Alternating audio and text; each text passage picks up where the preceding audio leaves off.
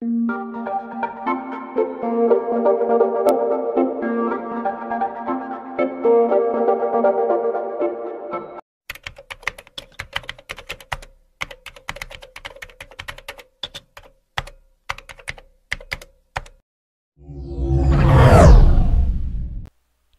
POV. Do you think our kids will be like her? Marahas ako napalingon kay Warren nang sabihin niya yon. Nandito kami ngayon sa palaruan ng mga bata sa mall. Sabi kasi ni Amanda gusto niyang mag-play. Agad naman siyang binilhan ng ticket ni Warren. Kumain na rin kami ng tanghalian at kanina pa kami pauli-uli kaya mabuti at nakaupo ako habang naghihintay at binabantayan si Amanda habang si Warren naman nakatayo sa gilid ko. Our kids? Nilalagnat ka ba? Hindi pa ako nababaliw para magpaanak sa kanya. Tsaka kung makapagsalita siya parang okay kaming dalawa at may relasyon kami, parang mangarap na magkakaanak sa akin. Minsan masarap talagang takpan ang bibig niya para di makapagsalita ng kung ano-anong kabaliwan. Ngumisi siya sa akin. Gusto ko na namang pilasin ang ngisi niya. Dapat hindi na lang ako pumayag na sumama sa kanya. Ang problema ko lang ay si Amanda. Mukhang nauto na agad siya ni Warren kaya close na agad silang dalawa.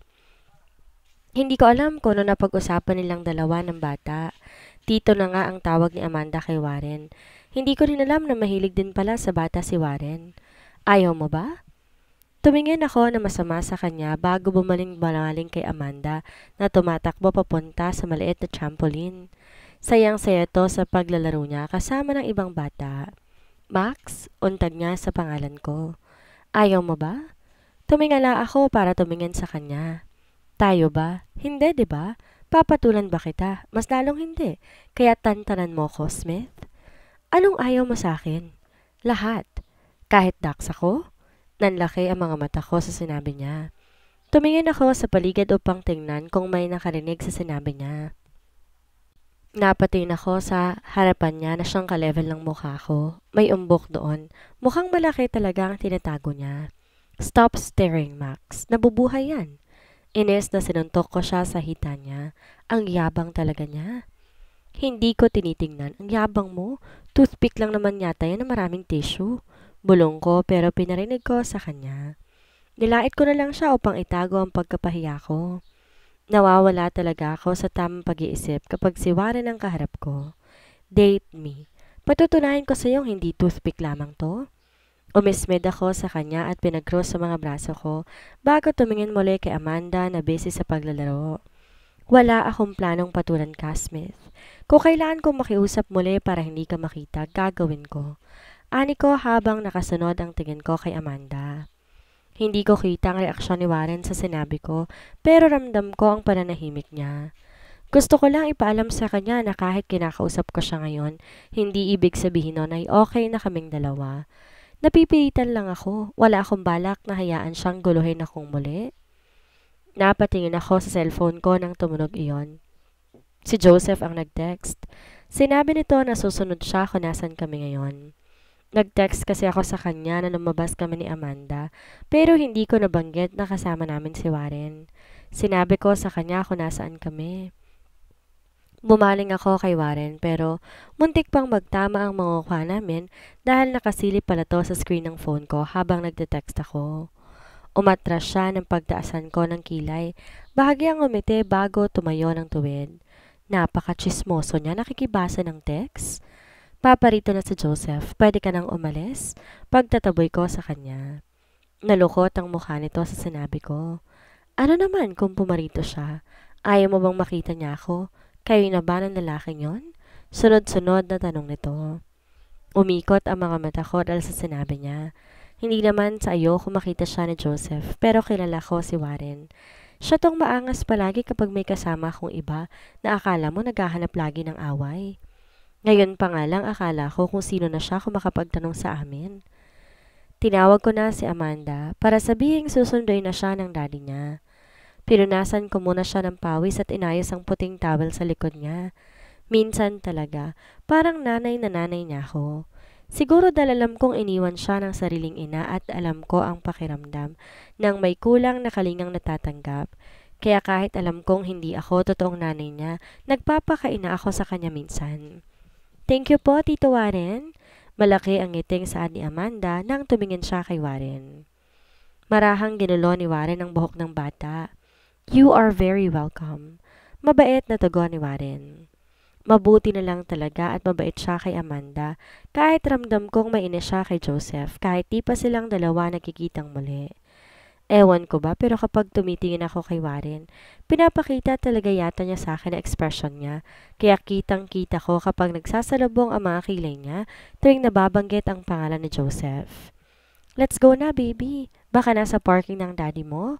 Yaya ko kay Amanda at nilahad sa kanya isang kamay ko para hawakan niya. How about me? Bulong ni Warren sa akin. Kinunutan ko siya ng noo. Salamat sa panlilibre mo, lalo na kay Amanda, pero umuwi ka na? Sagot ko. Kanina ko pa nga sinasabi sa kanya na umuwi na siya, pero nandito pa rin siya. Kung hindi naman niya inuto si Amanda, hindi rin sana kami lalabas ngayon. Pwede naman kaming sa apartment ko na lang magstay hanggang sa makabalik si Joseph. Paparating naman na si Joseph kaya may susundo na sa amin at pwede na kaming iwan ni Warren ngayon. Baka kasi busy pa siya at may kailangang puntahan. Ayokong makaabala. Parang batang sumimangot naman si Warren sa akin pero hindi ko na siya pinansin at tumakbang na kami ni Amanda para puntahan ang ama niya. Nakasunod pa rin sa amin si Warren kahit sinabi ko pa sa kanya na mauna na siya. Nakasalubong naman na namin si Joseph na agad ngumiti na makita ako pero unti-unting naglaho ang mga ngiti sa mga labi niya na makita si Warren sa tabi ko. Bumitaw si Amanda sa pagkakahawak sa akin at tumakbo siya papalapit sa ama niya. Daddy! Nakangiting salubong ni Amanda kay Joseph.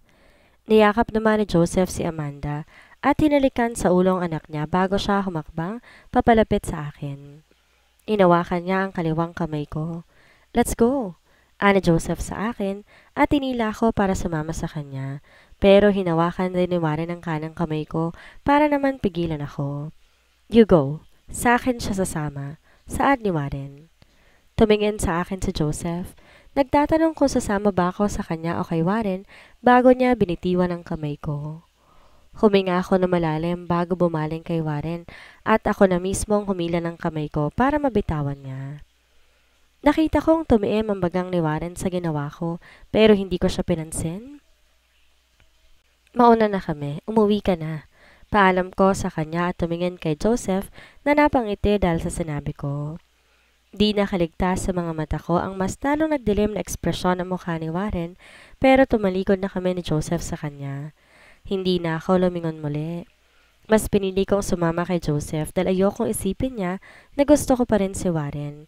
Kahit tinanggi ko sa kanya noon na walang kahit anong bagay ang namagitan sa amin ni Warren. Alam kong hindi siya naniniwala sa akin. Isa pa, walang dahilan para piliin kong sumama kay Warren. Iniiwasan ko pa nga siya at aminado kong ginagamit ko si Joseph ngayon para lubayan na ako ng tuluyan ni Warren. Habang nagmamaneho si Joseph para ihatid ako sa apartment ko, ay wala itong imik. Pasensya ka na kung inilabas ko si Amanda. Basag ko sa katahimikan. Tumingon ako kay Amanda na tulog na ngayon sa backseat. Maaaring napagod siya sa kakalaro. Lumingon sa akin si Joseph. Okay lang, pero sana sinabi mo sa akin na kasama niyo pala siya. I thought you're avoiding him. What happened? Yumuko ako sa tanong niya para di niya makita ang mukha ko. Iniiwasan ko naman talaga si Warren pero may mga pagkakataon lang talaga na hindi ko siya maipagtabuyan gaya kanina. Bigla na lang siyang dumating kanina. Niyaya niya si Amandang lumabas. Mukha namang magkasundo sila kaya he is using my daughter to get closer to you. Hindi mo man lang ba naisip yon? Pati bata handa niyang gamitin mapalapit lang ulit sa'yo. Kilala ko siya. Hindi sa sinisiraan ko siya sa'yo pero alam ko kung paano mag-isip ang isang gaya niya. That man cannot be trusted, Max. Seryosong saad ni Joseph kaya nagtaas ako ng tingin upang tingnan siya. Stay away from him. Gulo lang ang dadalhin niya sa buhay mo. Alam ko, nagkataon lang na dumating siya kanina at hindi mo nagawang ipagtabuyan. Putol ni Joseph sa sana'y sasabihin ko. Hindi ako umimek sa sinabi niya. Binaling ko lang ang tingin sa labas ng bintana. Wala siyang alam sa nangyari sa akin kagabi. Hindi ko sinabi sa kanya na may pumasok sa apartment ko dahil ayoko mag-alala siya. Habang si Warren alam kong malaki ang pasasalamat ko sa kanya. Siyang tumulong sa akin kagabi. Kahit na alam niyang galit ako sa kanya at ayoko siyang makita, pakiramdam ko isang tawag ko lang sa kanya darating siya. Alam ko hindi peke ang pag-aalala niya sa akin, kaya paano ko siya ipagtatabuyan ng lubusan? Mas bumilis ang takbo ng sasakyan ni Joseph, kaya napatingin akong muli sa kanya. Sa lubong ang kilay niya. Hindi ko alam kung bakit tila galit siyang bigla. Napatingin ako kay Joseph nang bumaba rin siya sa sasakyan nang bumaba ako. Nasa tapat na kami ngayon ng apartment ko. Salamat, ani ko. Lumapit siya sa akin. Tell me, gusto mo pa rin ba siya? Hindi ko alam ang sinasabi mo. Pinilit kong matawa matapos iyong sabihin. Pinakatitigan niya ang mga mata ko. Umiwas ako ng tingin sa kanya dahil naiilang ako sa paraan ng pagtitingin niya na para bang pilit niyang inaalam kung nagsasabi ako ng totoo. Si Warren, ano ba talaga siya sa buhay mo? Pinilit kong ngumiti sa kanya. Dating kaibigan, matatag na sagot ko. Gumalaw ang panga nito. Hindi ka nagkakagusto sa kanya? Bakit naman ako magkakagusto sa kanya? Hindi ko siya type. Pagsasinungaling ko? Muntik pang gumaralgal ang boses ko.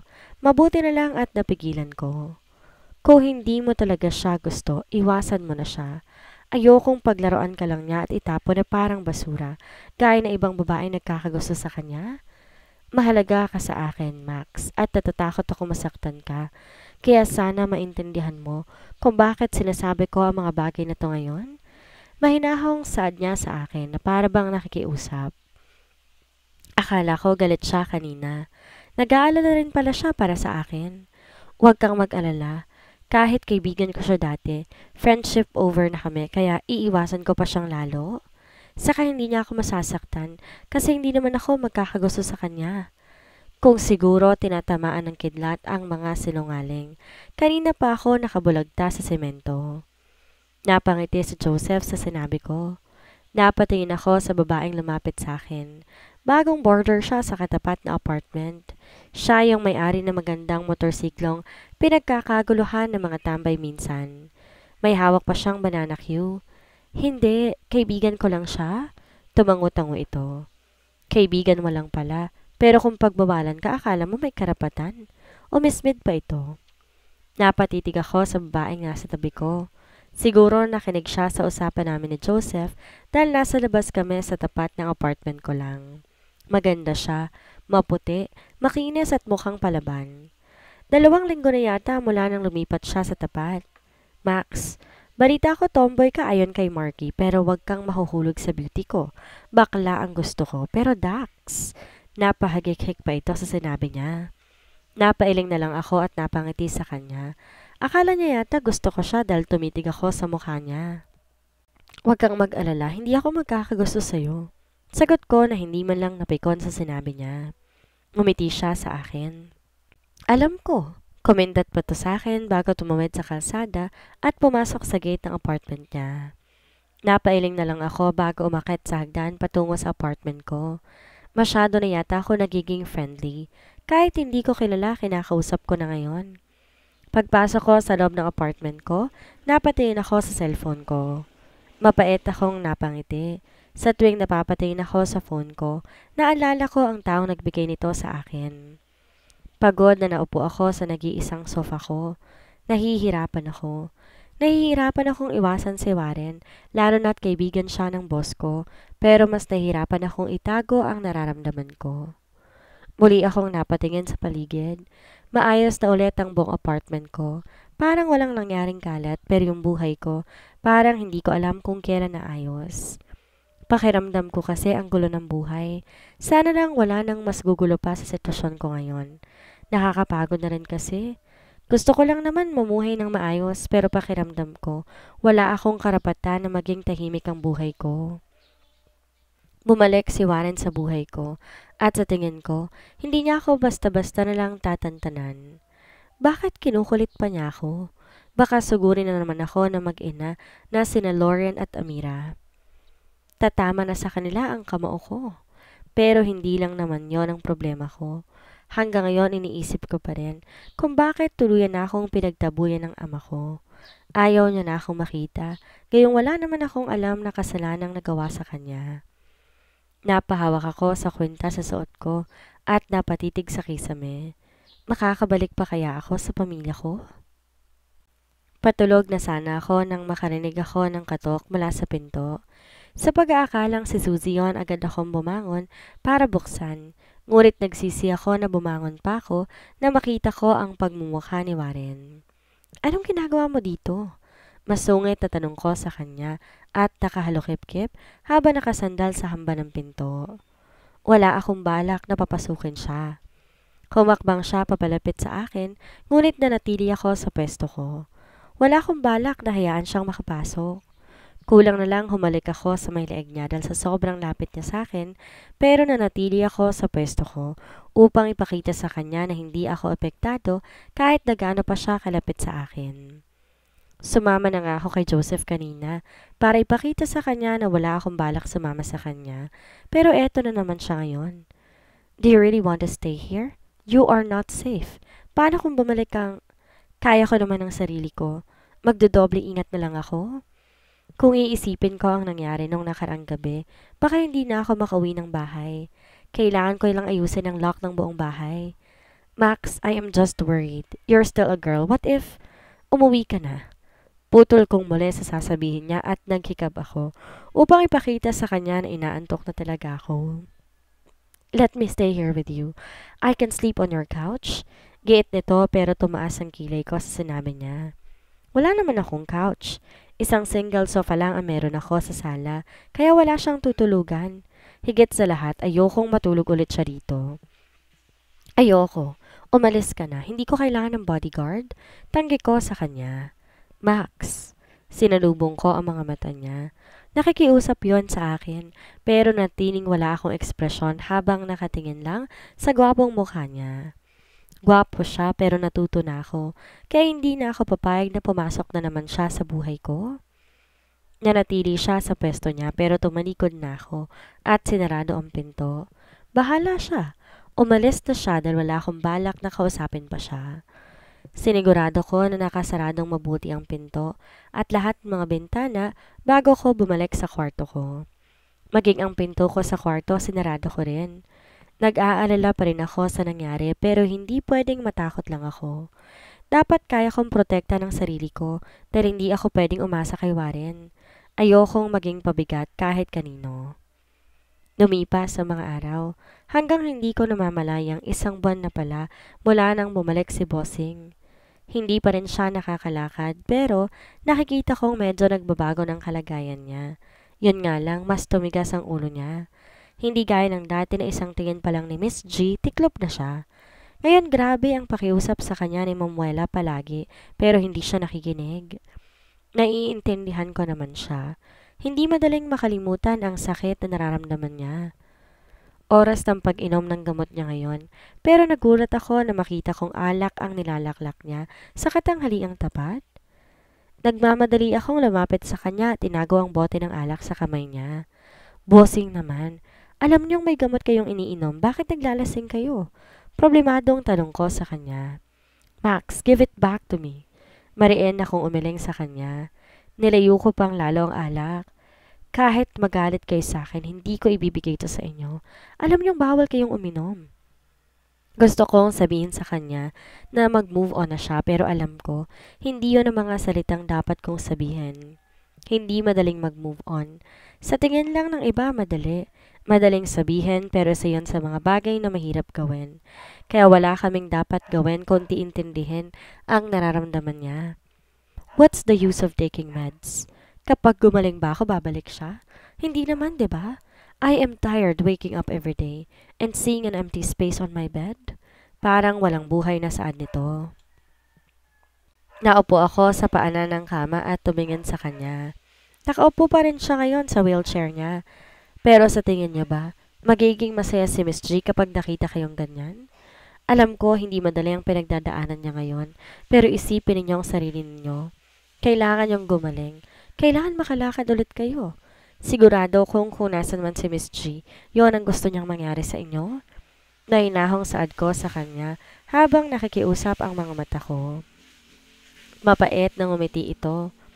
Tumayo ako at tinulungan siyang makakit sa kama. Medyo lasing na siya kaya kailangan niyang magpahinga pero nanatili siyang nakaupo sa kama. Thanks. You know what? I have a sister. Siguro magkasing edad na kayong dalawa, pero hanggang ngayon hindi ko pa rin siya nakakita. Hindi man lang niya nakita ang sister-in-law niya. Muling lumungkot ang boses ni Bossing. Nagulat naman ako sa narinig ko mula sa kanya. Hindi ko alam na may iba na pala siyang kapatid. Hindi man lang sila nagkakilala. Ang unfair, di ba? Maagang nawala ang asawa ko habang hanggang ngayon hindi pa rin makita ang kapatid ko. Magpagaling kayo para mahanap na ninyong kapatid ninyo at makipakilala niyo siya sa kanya si Miss G.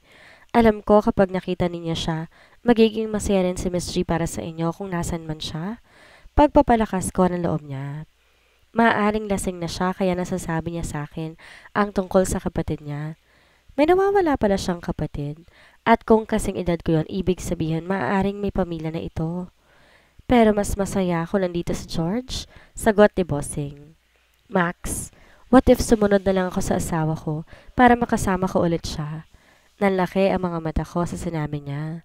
Bossing, huwag kayong magbiro ng ganyan. Masama yan. Akala ko ba nagkausap pa tayo dati? Walang susunod kay Miss G. Dito lang kayo. Kung gusto nyo, tutulungan ko kayong hanapin ang kapatid nyo. Basta huwag kayong mag-iisip ng ganyan. Bad yun. Hindi mapakaling saad ko sa kanya. Baka kapag nahanap ang kapatid niya, mabawasan kahit paano ang sakit na nararamdaman niya sa pagkawala ng asawa niya. Kaya tutulungan ko siyang mahanap ito. Matulog na kayo. Lasing na kayo kaya kailangan ninyong magpahinga? Ani ko at pinahiga na siya. Hindi naman na siya umangal pa. Inayos ko ang kumot niya. Isa siya sa matapang at tinitingalang negosyante sa bansa. Pero habang tinitingnan ko siya ngayon, isa siyang lalaking tila inagawa ng karapatan na maging masaya. Kita ang pamamayat sa mukha niya. Halatang depressed siya.